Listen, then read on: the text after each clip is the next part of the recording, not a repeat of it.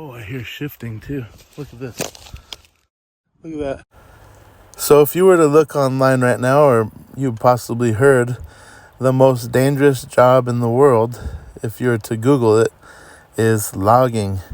It's more dangerous than being a police officer, an Alaskan fisherman, a fireman, anything out there. Logging is the number one most dangerous job.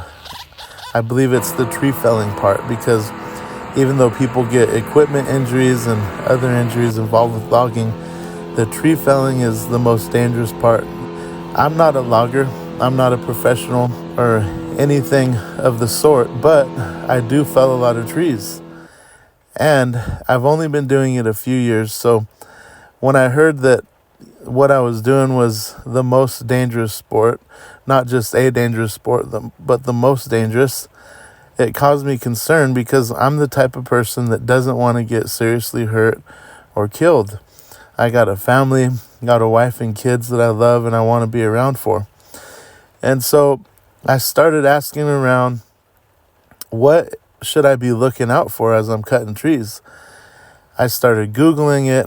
I started doing a lot of research, and the only thing I'd hear is, trees will kill you, trees will hurt you, watch out.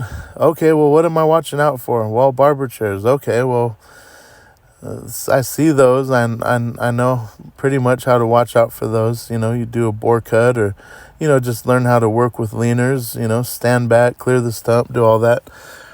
And then you hear about dead trees, and that's a big one.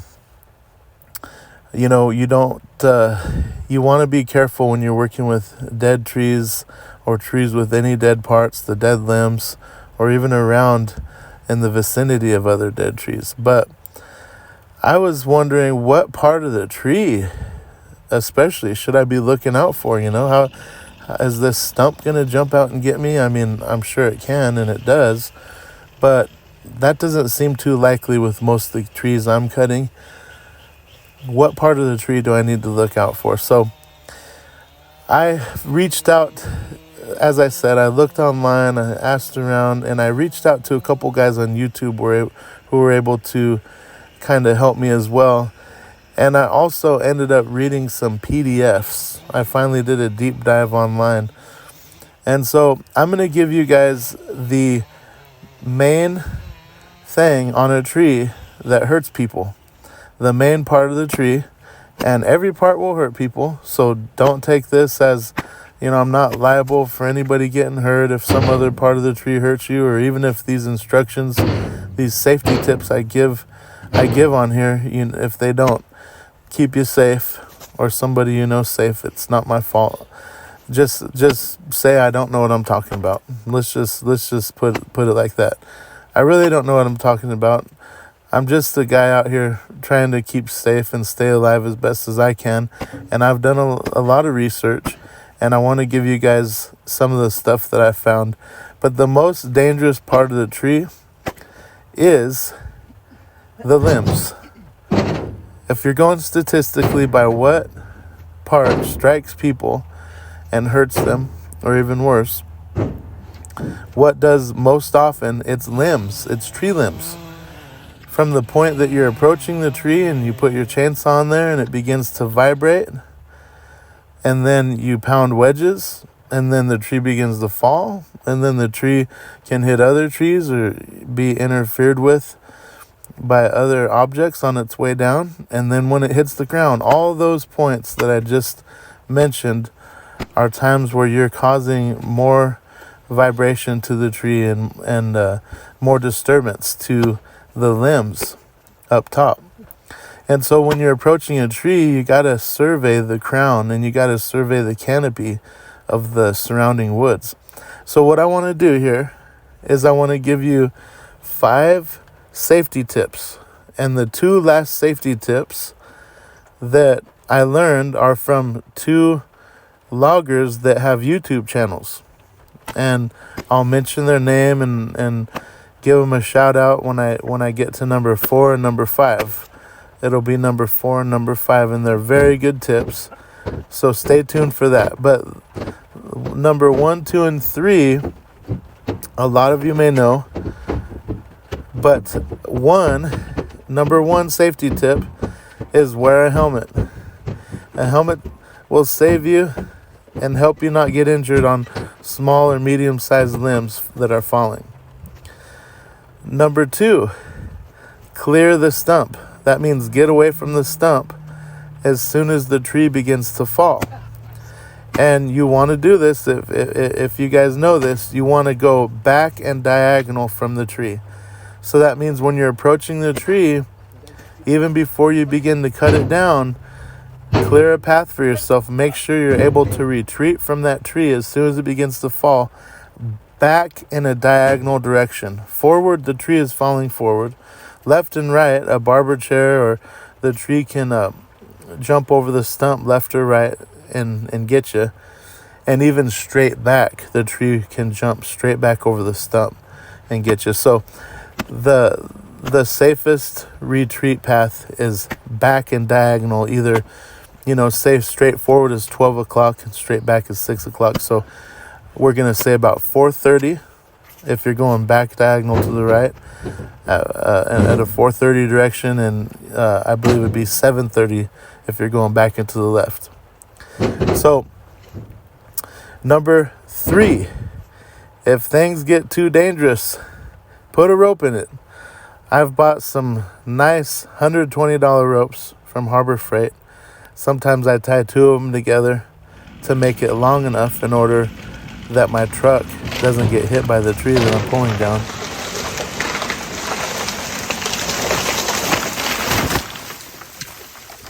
You gotta make sure your rope is longer than the tree's height. And so, but yeah, for $120, you get a 12,000 pound rope from Harbor Freight. There's better rope out there as well, and a lot worse rope.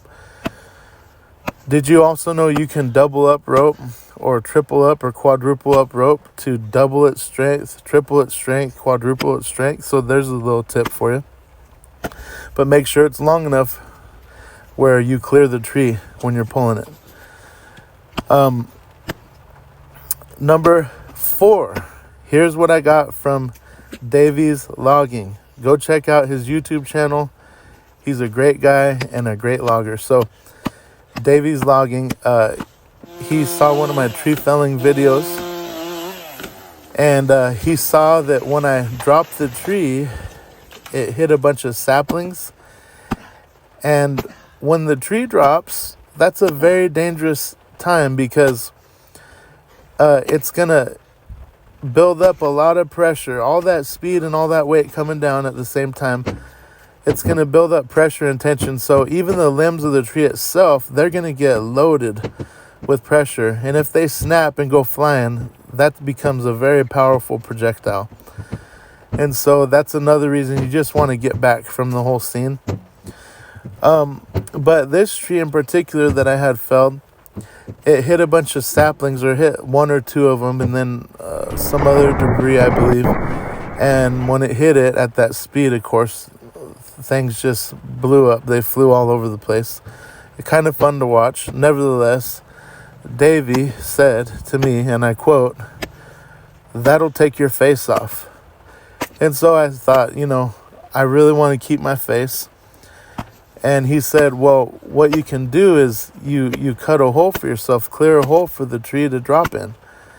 I thought, wow, never thought of that. I always thought I'm just going to wham, bam, explode everything on the way down. So nowadays I'll go out there and I'll cut saplings, I'll move branches, whatever I need to do. I'm not going to put a half a day's labor into making a hole for a tree, but I will clear the stuff that looks dangerous, that if the tree hits it, the tree can hit another branch and fling it back at you. The tree can hit another fallen tree and pop it up and hit you with it. So a lot of people don't think about this, especially if you're beginning in tree felling. People don't understand how dangerous trees are. I mean, they're super heavy, and they don't stay in one piece when they go down because of all that weight.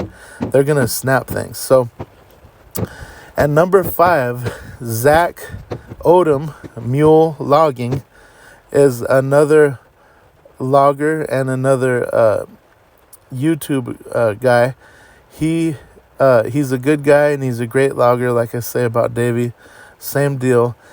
And a real interesting channel. He uses mules to skid logs out of the woods. It's really cool.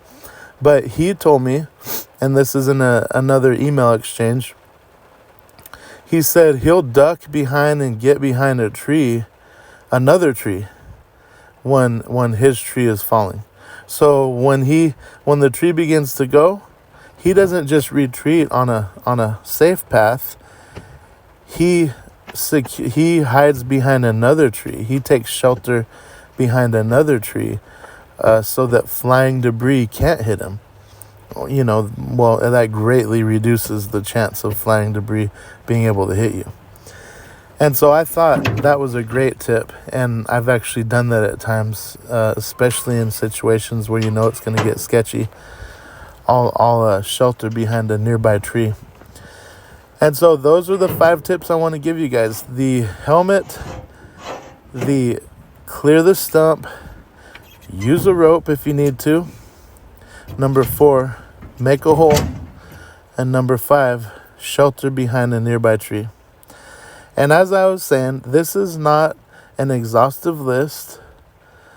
It's not my fault if somebody gets hurt. I'm not trying to say that I'm the pro or this is the end all to tree safety at all. This is what I've learned in my few years of felling. I just want to help out anybody who's beginning, anybody who needs this know-how.